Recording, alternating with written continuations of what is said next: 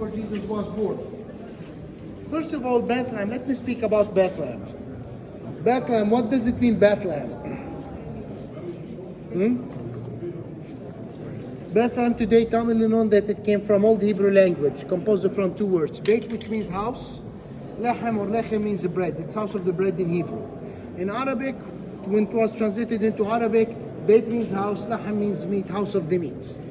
But actually the city has nothing to do anything with the bread or meat. The name came from Canaanite language. God of fertility was called Laham or Lahmo, that was his house. When it was translated into different languages, became different meanings according to the language you're speaking with. This is the city where Jesus was born. Also some of Jesus' ancestors were born in Bethlehem, like Saint Joseph, the fiancé of Virgin Mary. King David, who was a Jewish shepherd, the son of Bethlehem, was born here. Father of David was born here, Jesse, father of Jesse, Obed. The prophets who mentioned in the Old Testament before Jesus, those the ancestors of Jesus. Father of the prophets was Abraham. Jesus is descendant from Abraham. You can read all the names of those prophets in Matthew Gospel, chapter 1, verse 1, first page when you open the New Testament. Today, the city located approximately 6 miles or 10 kilometers to the south of Jerusalem. This way is the north. It has 220,000 people. I'm talking all of the district. Bethlehem, through the history, has the biggest Christian community in the Holy Land. Today, we are approximately 16,000 Christians out of 220,000. Like how many in percentage? 7%, 8%, less than 8%, 7%. All of us in the Palestinian territories, according to the statistics, 46,000 out of 3.2 million. But I think we're less than 45,000.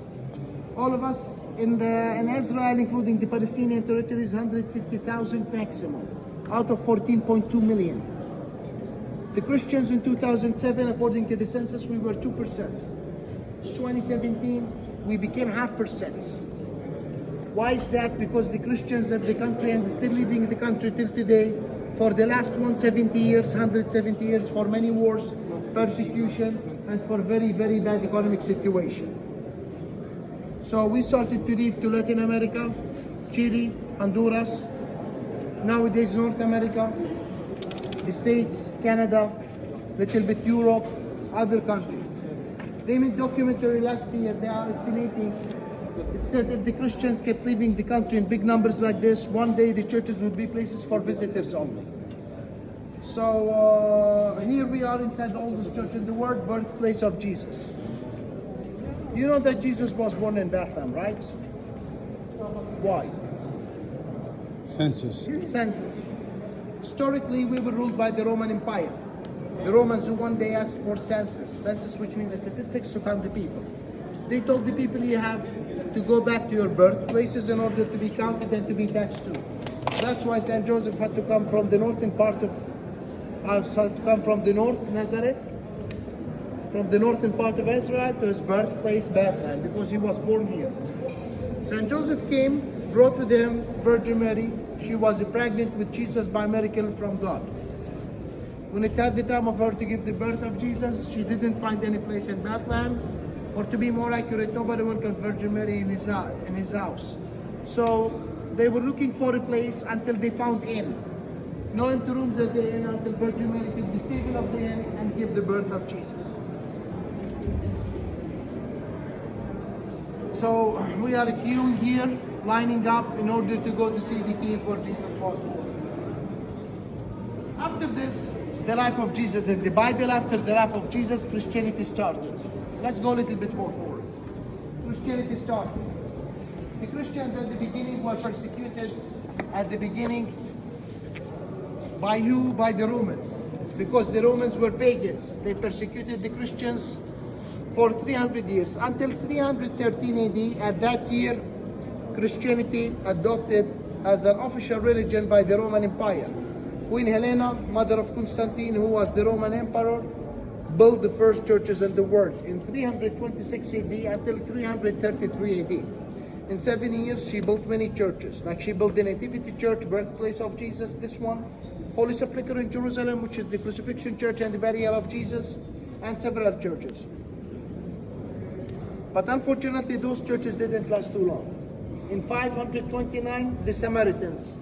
Samaritans were part of the Israelites. In 529, made revolts against the Christians and destroyed all of the churches in the Holy Land, including the Nativity Church. After the Samaritan revolt by 1 year, in 530 till 538 AD, the Byzantine Emperor Justinian built the second churches again. Why the Samaritans destroyed this church? Because the Byzantine Emperor Justinian built in their mountain church. That's why the Samaritans made revolts against the Christians and destroyed all of the churches in 529. In 530, those churches were built again by the Byzantine Emperor Justinian. Okay? Until 538 were completed, those churches, including this one. The Roman Empire was represented by Italy, was called the Western Empire, and the Byzantine Empire was represented by Greece and Asia Minor. Asia Minor, which is Turkey today, was called the Eastern Empire. Both of them were two big united empires until 395 AD. They were separated, or to be more accurate, the Western Empire, Italy, split and collapsed from the Byzantine one. Why was one of the main reasons? Because each empire said, I'm the main one, I want to take the lead. What happened that the Western Church in Italy and the Eastern Church of the Byzantine Empire had conflict, started since the 4th century, ended up in 1054 with the Great Schism, or the Big Separation, which happened between the Catholics and the Orthodox. I forgot to ask, are you all fine with my language? Can you all understand my language? Is it fine with all? Is it fine with you, sir, ma'am? Sure? Okay. Late. Little bit late, yeah. Arya is late. What were you gonna say? The only choice is Arabic. Arabic, can you speak Arabic? No? Then no need for Arabic.